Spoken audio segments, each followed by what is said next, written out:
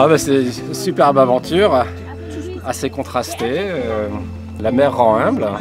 Et nous, on l'avait déjà fait il y a 10 ans, c'était un petit peu différent. Loïc peut pouvoir te l'expliquer pourquoi. Ben, il y a 10 ans, c'était les alizés. On avait du soleil, du vent, raisonnable. Et donc, et puis c'est vrai que là, les conditions étaient particulièrement compliquées dès le départ. Et puis voilà, donc beaucoup de galères et plus éprouvant physiquement quand même. Hein. Donc, mais super intéressant. Et voilà, on s'est vraiment régalé avec des tours de manège incroyables dans des conditions de grain extraordinaires, quoi, mais qui font peur après coup. Quoi, hein, mais... Ouais, alors on a peut-être explosé le record de vitesse des 3002. on était très raisonnable il y a 3 jours. On avait déjà subi quelques grains. On s'est dit, on va fallait le spi, mais là il y a un petit grain, pas trop gros. On va le passer sous spi quand même. Et puis le vent est monté. Et finalement à 36 nœuds, le bateau était à 21,8 nœuds. Donc alors que notre précédent record était à 18,6. Et 21,8 c'est pas mal quoi. Et c'était très impressionnant parce qu'on était sur le sommet de la vague. Et si la vague ralentissait ou si nous on accélérait, on tombait dans le trou quoi. Et ça a duré quelques minutes. Ben ça c'est des super souvenirs. Pour te donner un petit détail, il y a 10 ans le dimanche, donc au milieu de la course, on était avec 15 nœuds de vent, mer plate, grand soleil, c'était magnifique. Et là, le dimanche, donc au milieu de course, on était au voisinage de la dépression L3 ou D3, je ne sais pas comment elle a été appelée. Et en fait, on est resté enfermé dans le bateau, quoi. On ne voulait plus sortir. C'était trop dur, quoi. Voilà, donc voilà ce qui peut illustrer un peu le contraste entre les deux éditions, donc celle d'il y a 10 ans et celle d'aujourd'hui. On a le scalp d'un spi dans le safran. On a perdu une drisse, donc il a fallu monter au mât pour aller la récupérer. Il y a eu plein de petits trucs. Bah, c'est fatal hein, dans ce genre de conditions. Il y a des choses qui pètent quoi. Ouais. Non mais c'est la différence par rapport à l'autre fois, c'était quand même le groupe constitué des copains avec qui on naviguait. Ça nous a permis, on en a croisé quelques-uns en route, donc par VHF, d'avoir des petits échanges avec l'Indien, avec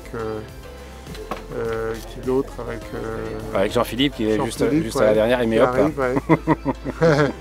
Donc ça c'est sûr que c'est super sympa de faire la transat. Avant le départ, après. Dans le groupe quoi. C'est top. C'était la première, ça fait 45 ans qu'on se connaît, ça fait 15 ans qu'on parle de ce projet. Et donc c'était la première qu'on a concrétisé cette année. Bon, on aurait préféré prendre la route sud, un peu comme tout le monde, mais on a suivi également la météo. Et puis on est monté, passer la dépression par le nord, et c'est vrai que les premières journées ont été musclées. Mais nous on a bien encaissé, on n'a pas eu trop de casse, et puis ça s'est bien passé. Et puis après on a pu descendre un peu plus vers le sud. Pas d'avarie majeure, on a un spi asymétrique qui a explosé. Une drisse, deux drisses de drisse, un bras, voilà, rien de catastrophique, on a bien géré je pense. Oui, puis nous on est bretons, on fait partie de la flotte méditerranéenne, mais on est originaire Bretagne, donc la dépression on a un peu plus l'habitude que nos collègues méditerranéens.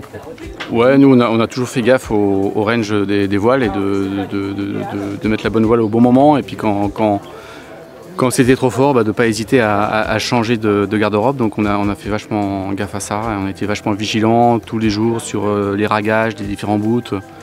Donc on a fait gaffe à préserver le matos, ouais. Et puis le bateau était bien préparé, donc on n'a pas eu de soucis. Le pire, c'était dans la dépression, là, dans les derniers jours, là, il faisait gris, on avait marre. Puis on a croisé un requin, donc l'ambiance c'était pas une bonne ambiance. C'était pas top. Et puis le meilleur, je sais pas, il y en a eu pas mal. Beaucoup. Le départ, super. Le départ, évidemment. Tous les jours, il y a eu des moments assez sympas. Et puis que du speed, donc que des surfs, que des vitesses pas croyables à déjauger. Donc tous les jours, des bons moments en fait. Repartir ou pas, pourquoi pas. En tout cas, ça donne vraiment envie. C'était tellement chouette. Donc s'il y a des opportunités, on sera partant. Mais sur la route sud, cette fois-ci, pas la route nord. Cette transat, elle commence d'abord par une décision assumée, mais qui se révèle être très mauvaise, d'aller au sud, pour probablement plus pour éviter d'aller au nord d'ailleurs, que en étant totalement certain que c'est une bonne option.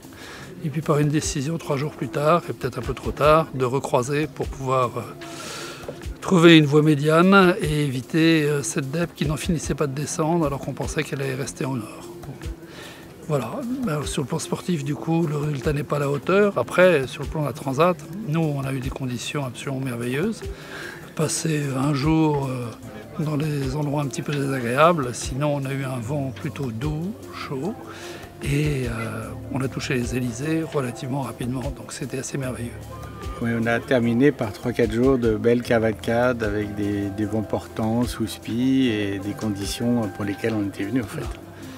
Et là où on s'est offert une grande satisfaction, hein, parce qu'il fallait bien positiver à un moment ou à un autre, c'est que le choix de l'option nous avait ramené tout en bas du classement à la 36e place et on termine 16e.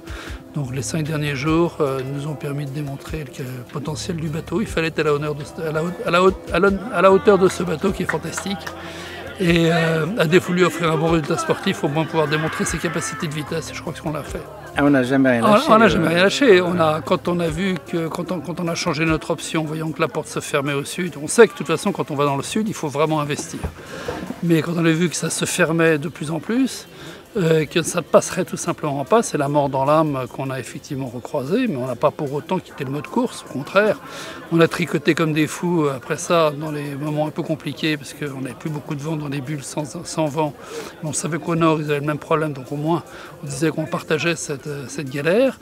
Et puis après, effectivement, on a une trace qui le montre. On a pas trop mal joué la descente de la dépression, ça nous a donné une vraie accélération. Et ensuite, on s'est mis en mode poursuite, et ça, c'était très très marrant, parce qu'au moins, on a la satisfaction, on sait que le compensé est foutu, mais au moins, on se dit, on va essayer de se placer dans la première moitié du peloton en réel, alors que même si c'est pas la place normale de ce bateau, en tout cas, c'est la place qu'on mérite avec les options qu'on a prises. Ouais. Fantastique, superbe course, très bien organisée, des gens charmants. Une ambiance fantastique. Des belles rencontres, des amitiés qui se créent, c'est une belle aventure. Et puis un bon format de bateau. Non, fantastique. Fantastique. Puis là on est ici, on est à la Martinique, je pense qu'avec le pied quoi.